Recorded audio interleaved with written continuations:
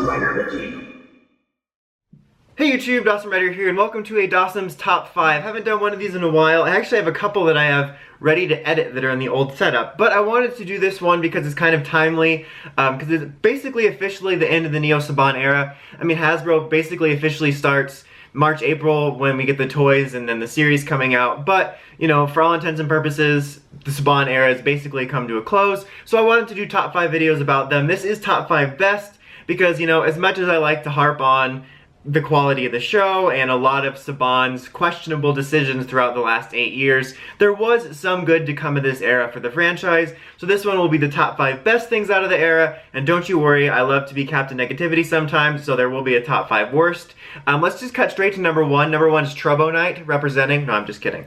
I mean, I did like Trobo Knight, but just for the meme it alone, and I liked Robo Knight, but that's not, I guess that is honorable mention since I'm talking about it. But let's get started. So, number 5, I'm putting it merchandise.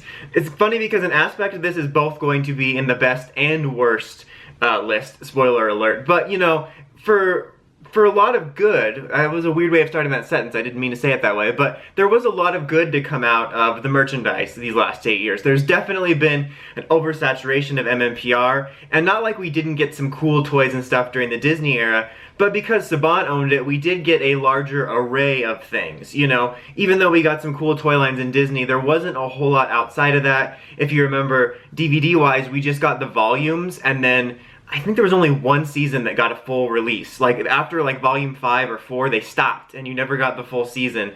And so we've gotten a lot of really cool things, like the Power Rangers box sets. And when I'm saying Neo Saban, I'm talking about, for the, you know, top 5, I'm talking about everything that encompassed their era. Because I know obviously there's a Shout Factory. This isn't a best of Shout Factory era, but this is like stuff that happened in the era, just to clarify that. But yeah, we got full box sets, full seasons, released in many different forms. You can buy them in volumes, you can buy them as the individual seasons, you can buy them as these. There was that crazy helmet set, there's the redone MMPR set because, sure, there's Super Sentai DVDs, there was cool stuff like that. Cool stuff like the visual history, you know, we got the alien monster book, the art books, you know, tons of MMPR merchandise, which can be annoying, but there did lead to a lot of little neat, like, niche things that you can get, like, you know, for your house or for your car or whatever. And, you know, obviously we got even more collector's line stuff and stuff like that. So I don't think it was totally, you know, bad. I think there was a lot of really cool merch for us Ranger fans to get in this era, especially stuff that I'd been wanting for a long time, like season sets. So I think that's a positive. Number 4, the Power Rangers 2017 movie. This definitely didn't end up being a huge success like I think they wanted it, and we wanted it to, but I think it was a good movie. I know there's people that don't like it and don't think it was PR, but I think PR could be almost anything, so I think that statement's kind of weird. But I loved the movie a lot. I personally liked the designs, I loved the characters, especially within the way the show was going. It was just such a breath of fresh air to have characters that actually felt real, that you cared about. I loved the twists on the mythology, like Zordon being Red Ranger originally and Rita being the Green Ranger. It was just such an enjoyable, great movie for me. I loved it a lot. I really had hoped we'd get a sequel for it. I think it's more likely now we'll get probably a reboot at some point. But I really liked it a lot, and even though it didn't do, you know, gangbusters and everything about it wasn't handled so smoothly, its existence itself was just awesome for me because I really, really enjoyed it and enjoyed a lot about it. Okay, number 3. I'm not sure if everyone will agree with this one, but I'm putting Hyperforce on this list for me, because again, these lists are personal lists, but I think objectively this was an awesome thing for the franchise. And you know, if you watched my videos from way back before I got into this, I wasn't like against Hyperforce, but I just didn't get it, and like there was aspects of it I didn't get, and like when I would talk about that, like I'm like, oh, these are cool suits, you know, maybe they should have been used for something else too, and then you get like the angry fans coming at me like I just, you know, declared blasphemy. But it was like, it took me a while to get into it because when I expressed concerns, there was a very passionate, to put it kindly, fan base that kind of came at me and that made me not want to check it out, because there's nothing that makes me not want to do something more than someone wanting me to do it. But once all that finally died down, I checked it out, and I absolutely love Hyperforce. It's definitely a format that's not for everybody, and I can see it being daunting, both in terms of if the format doesn't gel with you, like if you can't get into it, or the fact that the episodes are 2+ hours.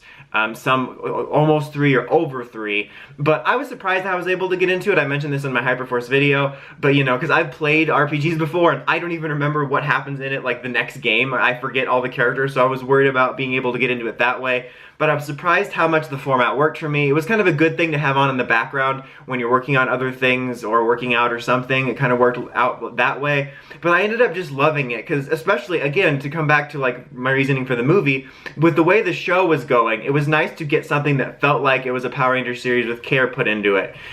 You know, the characters were all great. I really like all the characters, especially like Vesper and Chloe and Jack, and they all felt like actual characters, though like, you know, improv.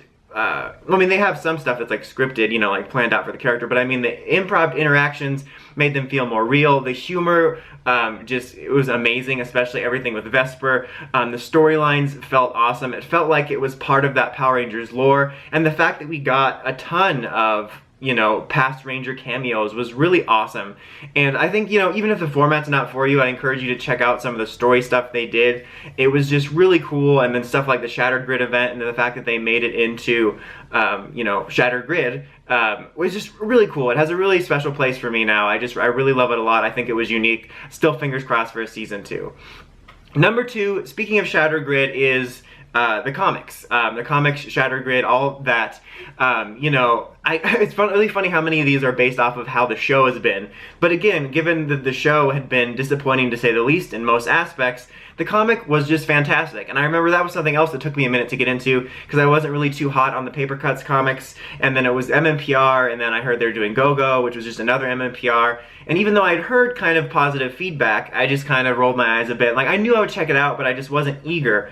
And even before we got into all the Shattered Grid beyond MMPR content, it was really well written. I was so engrossed and impressed with how the characters from MMPR were actually written like actual three-dimensional characters, and that they tackled certain aspects of the MMPR dynamic that the series never really went into, like a greater sense of mistrust with Tommy, and it automatically got me there. But then you get into cool stuff like Lord Draken, The World of the Coinless, Shattered Grid, which was one of the coolest crossover events we've ever had in the franchise. So many awesome things about that. Beyond the Grid's a little iffy right now for me, but just the core concept of it, and then certain stories we've gotten in the annuals, and it's really great because I remember talking about this very early on in a couple different places about like my dream list for some of the things I'd like to see the comic do, which was expand past MMPR, you know, maybe explore stuff like the new powers, and they've hit a lot of those things that I wanted to see, and it's the best storytelling in my opinion in Power Rangers right now, and I'm really thankful that we have that as an outlet. And I think